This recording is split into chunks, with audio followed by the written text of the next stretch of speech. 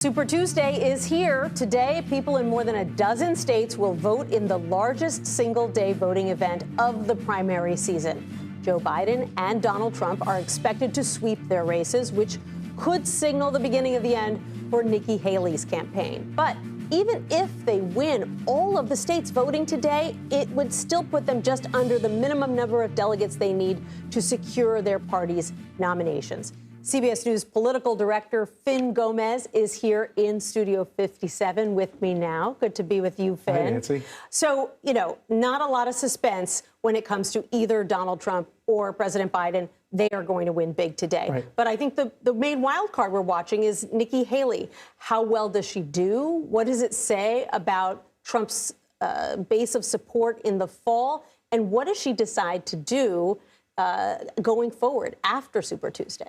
Now, we've been talking to some sources in Haley world, and it's really kind of a wait-and-see approach right now. She is in South Carolina, her home state. She's not doing any public events, but they are assessing, they are watching and seeing how she does tonight.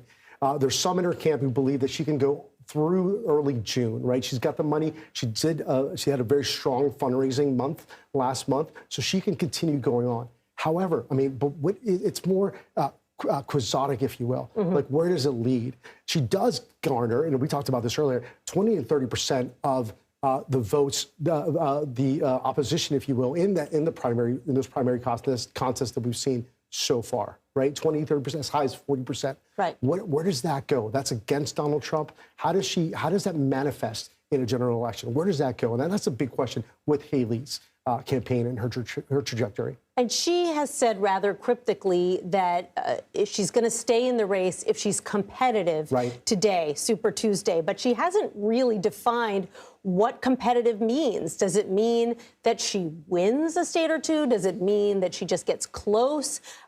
She says she's looking at internal metrics to see whether she meets them, but we have no idea what those internal metrics look like. We don't. We do know that in her camp, they do have data, right? They do have data. They have an internal polling, seeing how well she does.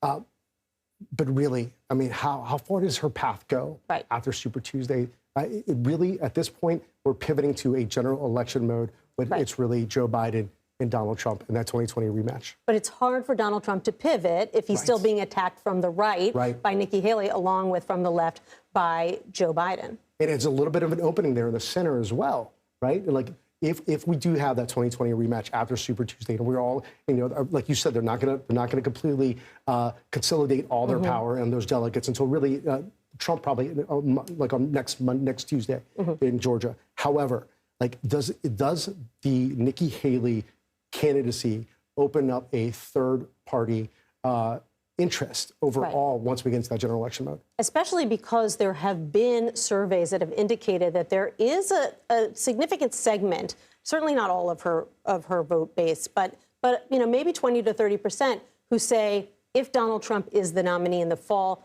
they're not getting behind the party leader. They'll sit on their hands. They'll stay home. They are not going to vote for him. And that could really make the difference for President Biden. Absolutely. And I think that if you're looking at certain states, though, I think speaking to Haley sources, they are seeing how well they do in Virginia, right? That is a state that has gone blue in recent cycles, but there's a large percentage of Washington, D.C. workers, right? The government workers that live in Northern Virginia. They're also looking at Massachusetts and Vermont, two other states, two other primaries that could have more of a moderate, sort of centrist part of the Republican Party there voting there. They feel that she can do better in those respective states. Right. And going further down the ballot, which other races are you going to be watching tonight alongside the presidential primaries? Well, I'm very interested in California. Obviously, we talked a lot about that Senate race, but also North Carolina. North Carolina is we consider it a battleground state. This is a state that Donald Trump won in 2020, but only by 1.34%. That was a very small margin.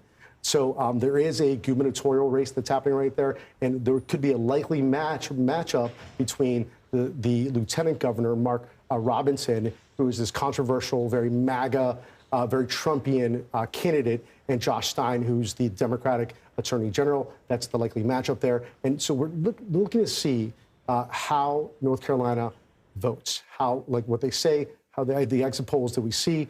like, what are those voters thinking? You know, we are 8 months away from the November general election, and it would be a good indicator to see how they're thinking at this point in the race. Yeah, such an interesting state because you've got a popular Democratic governor who's leaving. Yes. You've got a far-right Republican lieutenant governor, and you know, it's a state that goes back and forth depending on the year. Right, absolutely, and you know, and with him also that Robinson, he sort of came out of nowhere. He was this guy who became like basically a viral sensation that Trump sort of gave him the stamp of approval that really ignited his career. But he said some very controversial remarks, including anti-Semitic remarks, and has been criticized by that. And also, frankly, for some of his remarks overall, just really does not seem, he's more in line with that MAGA base, that populist side of the Republican Party. In North Carolina, as we know, it's much more of a centrist party, centrist state, if you will. Yep. There's been a huge influx of people since 2020. So we'll see how that plays out. Okay, now you have me really intrigued by that Yeah. race. I'm going to follow that tonight. Finn Gomez, our political director, thanks so much. Thanks, Nancy.